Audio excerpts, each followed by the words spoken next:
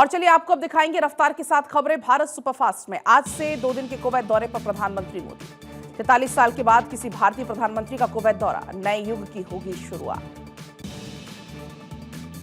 आज से त्रिपुरा दौरे पर गृह मंत्री अमित शाह अगरतला में आयोजित उत्तर पूर्वी परिषद की बैठक में होंगे शामिल। बैठक में पूर्वोत्तर के सभी 8 राज्यों के राज्यपाल और सीएम होंगे मौजूद। सिलीगुड़ी में एसएसबी के 61वें स्थापना दिवस समारोह में शामिल हुए गृह मंत्री अमित शाह। नक्सलवाद से निपटने में एसएसबी की अहम भूमिका, ये गृह मंत्री की तरफ से कहा गया।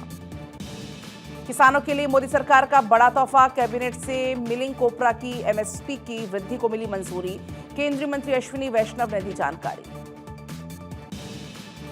लोकसभा राज्यसभा की कार्यवाही अनिश्चितकाल के लिए स्थगित। सत्र में लोकसभा 20 और राज्यसभा की 19 बैठकें हुई।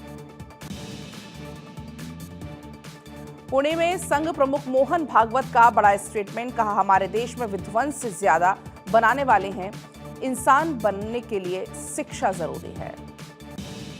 जेवर में किसानों से मुलाकात के बाद सीएम योगी का बड़ा फैसला, अब यूपी में भूमि अधिग्रहण के बदले 4300 रुपए प्रति वर्ग मीटर मिलेगा मुआवजा। जेवर के किसानों से सीएम योगी की मुलाकात, नोएडा इंटरनेशनल एयरपोर्ट के लिए जमीन की खरीद को लेकर हुई चर्चा। हरियाणा के पूर्व सीएम ओम प्रकाश चौटाला का निधन, गुरुग्राम स्थित आवास पर 89 साल की उम्र में ली अंतिम सांस। आज दोपहर 3 बजे तेजाखेड़ा में होगा अंतिम संस्कार। हरियाणा के पूर्व सीएम ओम प्रकाश चौटाला का निधन, पीएम मोदी ने एक्स पर पोस्ट कर जताया दुख। लिखा, उन्होंने चौधरी देवीलाल जी के कार्यों को आगे बढ़ाने का प्रयास निरंतर किया।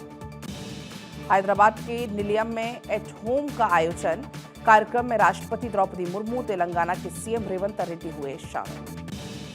जैसलमेर में जीएसटी परिषद की हुई बैठक, सभी प्रदेशों के फाइनेंस मिनिस्टर और सेक्रेटरी बैठक में रहे मौजूद। इंदौर के दौरे पर मध्य प्रदेश के सीएम मोहन यादव, कई विकास परियोजना का उद्घाटन शिलान्यास किया। खजराना गणेश मंदिर में पूजा अर्चना भी की। महाराष्ट्र सीएम देवेंद्र फडणवीस का स्टेटमेंट, मुंबई में घुसपैठियों के लिए डिटेंशन सेंटर बनेगा, घुसपैठियों को सीधे जेल में नहीं रखा जा सकता। बीएमसी से डिटेंशन सेंटर के लिए जमीन मांगी है। बीजेपी अध्यक्ष को लेकर सोर्सेस के हवाले से जानकारी, 20 जनवरी तक नहीं मिलेगा नया राष्ट्रीय अध्यक्ष। 14 से 20 जनवरी के बीच में कई राज्यों के प्रदेश अध्यक्ष का होगा चुनाव। कार्यकारिणी सदस्यों की लिस्ट के बाद शुरू होगी चुनाव की प्रक्रिया। बिना सीएम चेहरे के दिल्ली में चुनाव लड़ेगी बीजेपी, भ्रष्टाचार के प्रमुख मुद्दे को बनाएगी बीजेपी। आपको बता दें, जल्द बीजेपी करेगी उम्मीदवारों का ऐलान, सोर्सेस के हवाले से है जानकारी। नए साल के मौके पर झारखंड के सरकारी कर्मचारियों को तोहफा, दिसंबर में एडवांस सैलरी देगी हेमंत सरकार। राहुल गांधी के खिलाफ दर्ज एफआईआर का मामला दिल्ली पुलिस की क्राइम ब्रांच को सौंपा गया। मामला दिल्ली पुलिस कमिश्नर ने मामले की जांच क्राइम ब्रांच को सौंपी। जयपुर में एलपीजी टैंकर में ब्लास्ट, 12 की मौत, ट्रक की टक्कर से आग लगी, जांच के लिए कमेटी गठित। जयपुर अग्निकांड पर पीएम मोदी ने जताया दुख, मुआवजे का ऐलान किया। मृतक के परिजनों को 2-2 लाख, घायलों को 50-50 हजार रुपए दिए जाएंगे। राजस्थान सीएम भजन लाल शर्मा का ऐलान, हाईवे को लेकर विशेष अभियान चलेगा। हाईवे पर सभी ब्लैक स्पॉट सुधारे जाएंगे।